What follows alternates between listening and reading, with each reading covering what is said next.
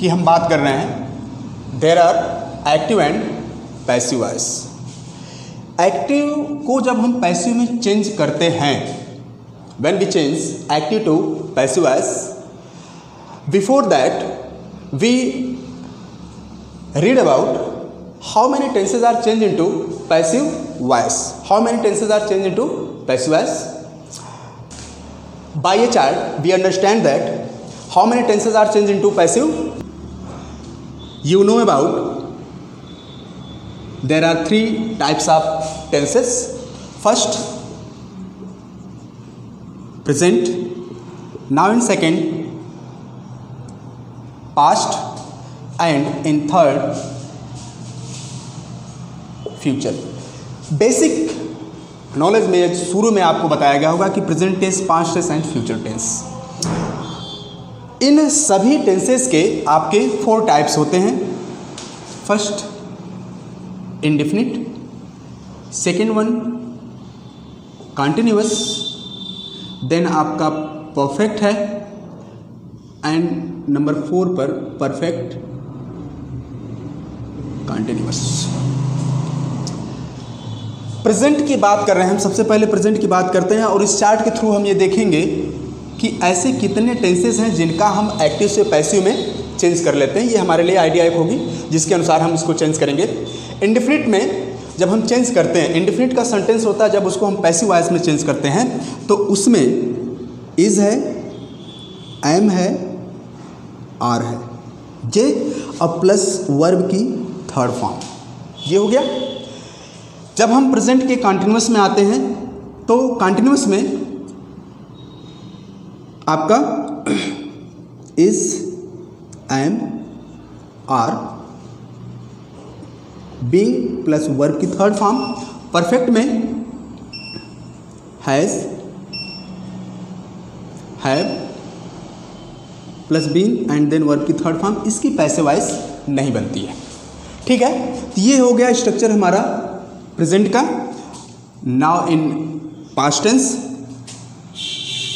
Was and verb, verb की third form was, verb, then being and then verb की third form.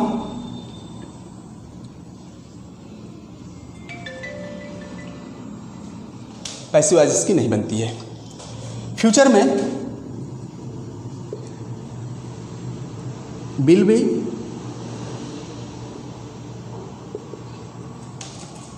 Continuous की passive voice नहीं बनती है।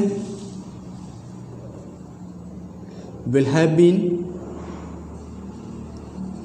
शैल हैव बीन प्लस वर्ब की third form and this one.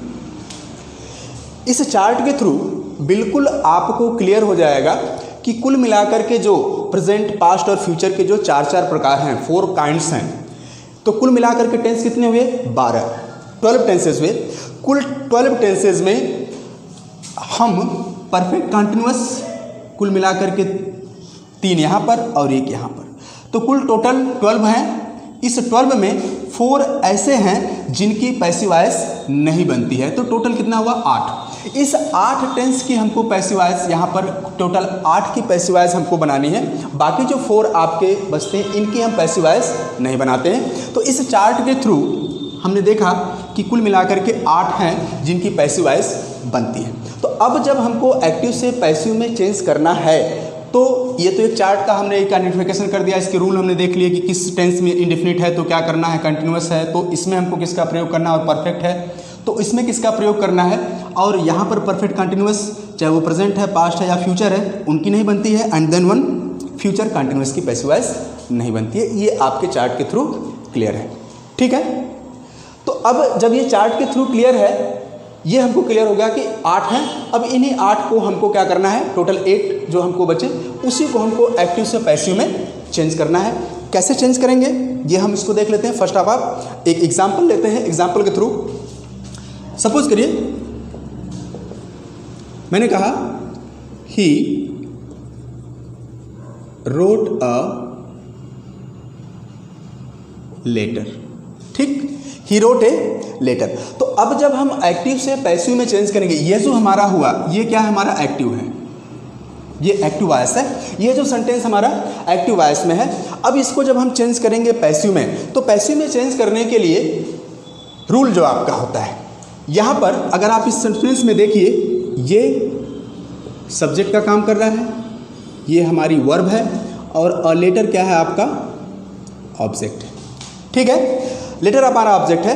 तो ये चीज़ें हो गई। उससे पहले एक चीज़ आप देख लीजिए कि जो हम एक्टिव की बात करते हैं फॉर्मेट में, तो सब्जेक्ट हो गया, वर्ब हो गई, और फिर आपका हो गया क्या, आपका यहाँ पर ऑब्जेक्ट हो गया। ठीक है, यह जो फॉर्मेट है यह आपके एक्टिव वॉइस का है। किसका है, एक्टिव वॉइस का। ये जो हमारा फॉर्मेट है किसका है, एक्टिव वॉइस का है। और जब हम एक्टिव से पैसिव में चेंज करेंगे तो इसमें चेंजेस क्या होते हैं, जो आपका ऑब्जेक्ट है, जब आप पैसिव वॉइस में चेंज करेंगे तो जो आपका ऑब्जेक्ट है वह पैसिव वॉइस के सब्जेक्ट की प्लेस पर आ जाएगा, मीन्स वह पैसिव वॉइस का सब्जेक्ट बन जाएगा। और जब जो एक्टिव वॉइस का सब्जेक्ट है वह पैसिव वॉइस का क्या बन जाएगा, ऑब्जेक्ट बनेगा।